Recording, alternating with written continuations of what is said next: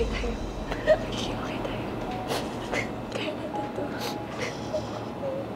Tama na. Kakapit ko.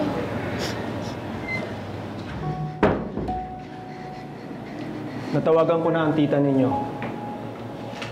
Wala na ba talaga kayo ibang kamag-anak? Wala na po eh.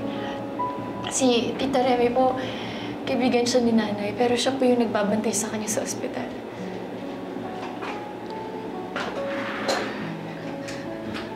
Alam niyo ba kung bakit kayo nandito? Alam kong alam ninyo. Hindi naman siguro ko itatakbo kung wala kayong idea. Sir, maniwala naman po kayo. Wala po talaga kami kasalanan. Pero kilala niyo ang biktima, si Leo Guerrero. Sa tingin niyo ba kung nandito ang nanay niyo ngayon, matutuwa siya kung magsisinungaling kayo? Kapag nakipag-cooperate kayo sa amin, mas mabilis kayo makakalabas dito. Makakalabas po kami, sir? Makakaalis po kami dito? Pwede niyo na makasama ang nanay ninyo. Yun eh, kung sasabi kayo ng totoo. So mga iha, uulitin ko ang tanong. Kilala niyo ba si Leo Guerrero?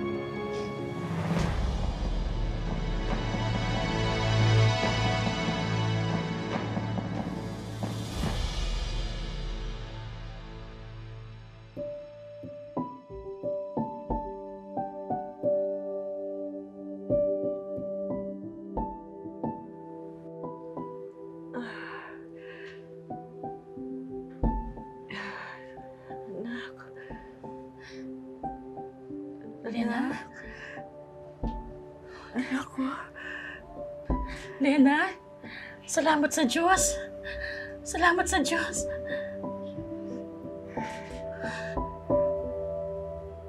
Remy, napanaginipan ko yung mga anak ko. Kasama ko sila. Tapos bigla sila nawala.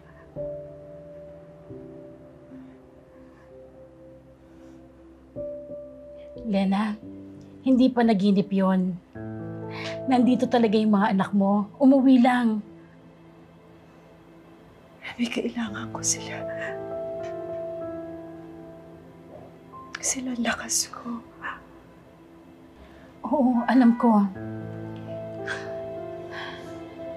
Sige, ite-text ko sila. Ite-text ko. Susubukan ko na makabalik sila.